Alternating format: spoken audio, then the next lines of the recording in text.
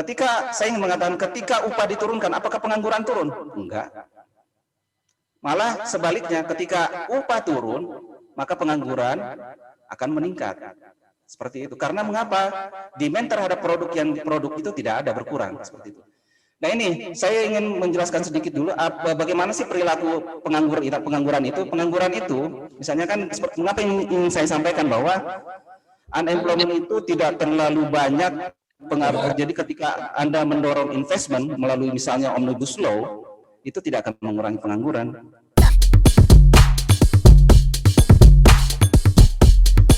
Contohnya ini juga saya ingin sampaikan bahwa semakin banyak investasi suatu daerah, maka pengangguran juga tinggi seperti ini. Mungkin penyebabnya adalah upah yang rendah atau upah yang rendah. Nah ini contohnya. Ini Jawa Barat dan Jawa Tengah, Banten kalau Anda lihat, Jawa Barat dan Banten adalah dua provinsi yang memiliki kawasan industri terbanyak di Indonesia dan mungkin terbesar se-Asia Tenggara. Tapi apa yang terjadi? Penganggurannya tertinggi di nasional. Nih lihat nih, Jawa Barat. Apa artinya investasi bukan jawaban untuk mengurangi pengangguran? Intinya di sini saya ingin sampaikan bahwa pertumbuhan ekonomi nggak ada hubungannya dengan unemployment. Untuk menciptakan full employment. Di sini tahun krisis ya, tingkat pengangguran kita sama dengan saat sekarang ini, masih di angka 5%. Padahal tingkat investasi kita tertinggi dalam sejak reformasi. Jadi artinya apa? Investment bukan jawaban untuk tidak cukup ya, bukan jawaban untuk mengurangi unemployment. Jadi kalau argumennya seperti itu, saya rasa tidak terlalu kuat.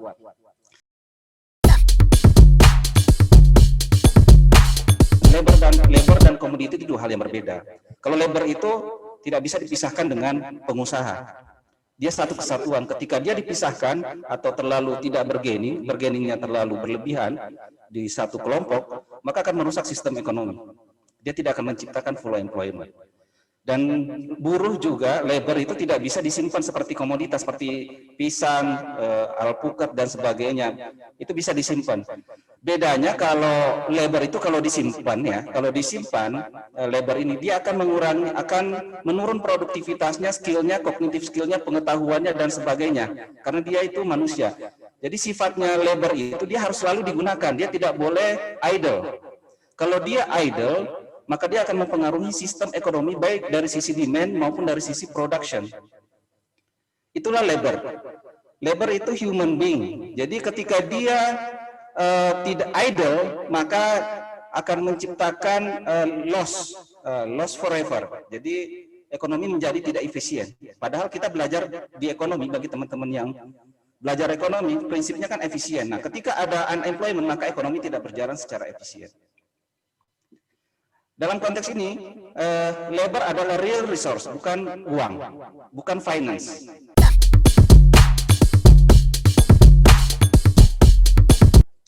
Nah ini hipotesis utama kami bahwa unemployment adalah real barrier to development. Jadi kenapa konsumsi stuck di angka pertumbuhan kita 5%? Karena pertumbuhannya stuck. Kenapa pertumbuhan konsumsi stuck? Ya karena unemployment. Dari mana sumber konsumsi? Sumber konsumsi itu adalah dari pekerja.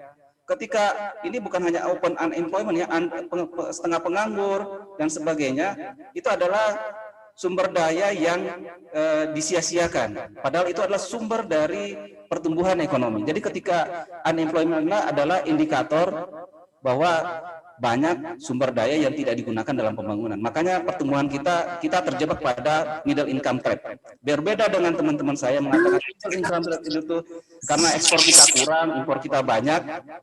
Saya ingin mengatakan kita middle income trap karena persoalan unemployment. Makanya kita harus mendorong job garanti supaya mendorong untuk kita keluar dari middle income trap. Kemudian ada usaha-usaha juga mendorong produktivitas. Nah, ketika Anda mendorong produktivitas pekerja, tetapi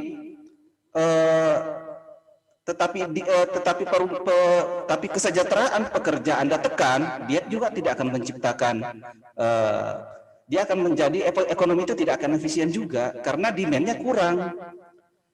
Produktivitasnya turun akan menyebabkan ekonomi tidak efisien dan akhirnya tingkat kapasitas produksi dalam negeri akan menurun. Nah, ini sebabnya mengapa saya katakan unemployment itu adalah real barrier to development, bukan teknologi. Jadi unemployment.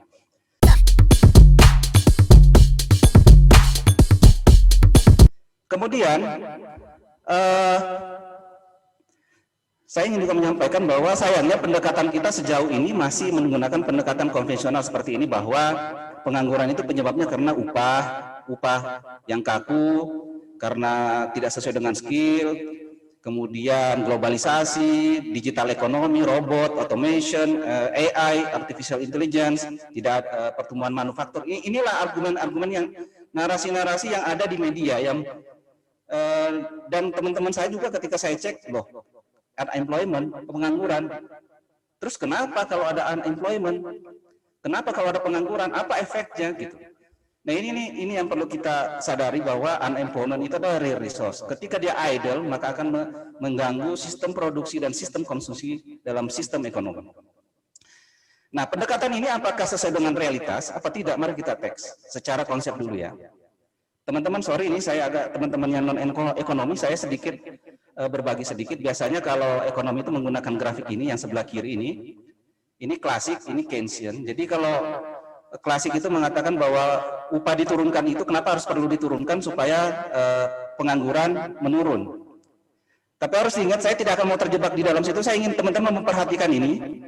Ini adalah supply, ini grafik supply dan demand-nya. Ingat, supply dan demand. Kalau ini agregat supply dan demand. Nah, kira-kira mana yang mendekati kenyataan kalau sistem ekonomi? Ini artinya hanya satu, dia bukan agregat. Yang ini adalah agregat, dia secara keseluruhan sistem ekonomi. Jadi argumen ini tidak terlalu mendekati realitas. Tapi nanti saya akan jelaskan ini di seri-seri webinar selanjutnya terkait dengan John. Tapi saya ingin memperkenalkan bahwa argumen conventional approach ini berasal dari sini. Dia menggunakan ini, dan ini tidak mendekati realitas karena dia kurvanya itu tidak menggambarkan agregat, dan ini yang lebih mendekati yaitu Keynesian. Mari kita lihat contohnya. Ketika saya ingin mengatakan ketika upah diturunkan, apakah pengangguran turun? Enggak. Malah sebaliknya, ketika upah turun, maka pengangguran akan meningkat. Seperti itu. Karena mengapa? Demand terhadap produk itu tidak ada, berkurang seperti itu. Nah, ini saya ingin menjelaskan sedikit dulu bagaimana sih perilaku pengangguran itu. Pengangguran itu misalnya kan, mengapa ingin saya sampaikan bahwa unemployment itu tidak terlalu banyak pengaruh. Jadi ketika Anda mendorong investment melalui misalnya Omnibus Law, itu tidak akan mengurangi pengangguran.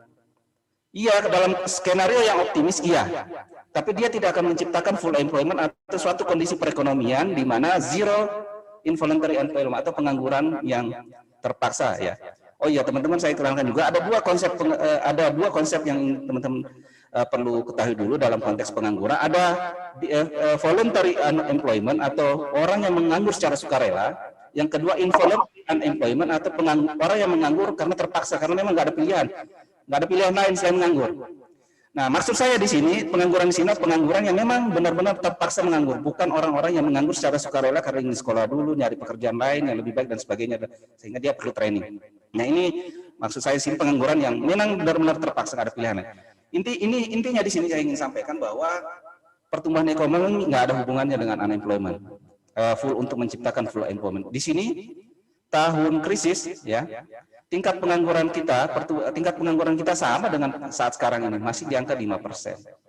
Padahal tingkat investasi kita tertinggi dalam sejak reformasi. Jadi artinya apa? Investment bukan jawaban untuk tidak cukup ya, bukan jawaban untuk mengurangi unemployment. Jadi kalau argumennya seperti itu, saya rasa tidak terlalu kuat. Contohnya ini juga saya ingin sampaikan bahwa semakin banyak investasi suatu daerah, maka pengangguran juga tinggi seperti ini. Mungkin penyebabnya adalah upah yang rendah atau upah yang rendah. Nah, ini contohnya. Ini Jawa Barat dan Jawa Tengah, Banten kalau Anda lihat, Jawa Barat dan Banten adalah dua provinsi yang memiliki kawasan industri terbanyak di Indonesia dan mungkin terbesar se-Asia Tenggara. Tapi apa yang terjadi? Penganggurannya tertinggi di nasional. Ini lihat nih, Jawa Barat. Apa artinya investasi bukan jawaban untuk mengurangi pengangguran? Apa akibatnya juga kita lihat pengangguran kita nih, sekarang ini ada total 22 juta, dulu 15 juta jadi meningkat 7 juta. Nih. Kemudian apa akibatnya lagi strategi pembangunan kita selama ini, informal employment kita termasuk negara yang tingkat pekerja informalnya tertinggi di dunia, di atas rata-rata dunia, kita di angka 85%. Nah, kemudian pertanyaan sekarang adalah, apa sih pendekatan yang mendekati realitas untuk mengurangi kita harus mempertanyakan ini supaya kebijakannya pas. Kalau menggunakan konsep atau pendekatan yang tidak mendekati realitas, maka hasilnya juga tidak akan bekerja dengan baik seperti sekarang ini. Pendekatan yang terbaik sekarang ini yang mendekati realitas adalah pertama bahwa pengangguran itu adalah silent epidemic. Dia akan menciptakan economic cost atau social cost yang lain. Misalnya contoh menciptakan kriminalitas, menciptakan ya tingkat perceraian juga tinggi biasanya, dan itu akan mengurangi produktivitas. Kemudian ada malnutrition atau kekurangan gizi, bisa juga menyebabkan stunting, pengangguran, kemiskinan. Ya, kemiskinan juga, orang nganggur pasti miskin. Kemudian apalagi peningkatan penurunan skill. Nah, ini kenapa kita harus segera menyelesaikan persoalan pengangguran, karena dia itu silent epidemic, kayak virus. Kita harus segera mengatasi, karena kalau tidak dia akan menyebar, akan menciptakan penyakit-penyakit ekonomi yang lainnya dan juga sosial yang lainnya. Kemudian yang mendekati realitas lagi pengangguran itu adalah keputusan politik. Kenapa saya sebut keputusan politik seperti ini? Ya, jadi kalau kita lihat bahwa ini fiskal defisit dan fiskal surplus, jadi ketika fiskal defisit kita, apa yang menarik dari gambar ini, ketika fiskal kita defisit, pengangguran menurun, tetapi ketika fiskal surplus, pengangguran meningkat. Artinya apa? Bahwa mengurangi pengangguran bukan semata-mata tugas utama Kementerian Tenaga Kerja, tapi dia bagian dari keputusan politik, baik dari sisi fiskal, Kementerian Keuangan, dan Kementerian Bank Sentral.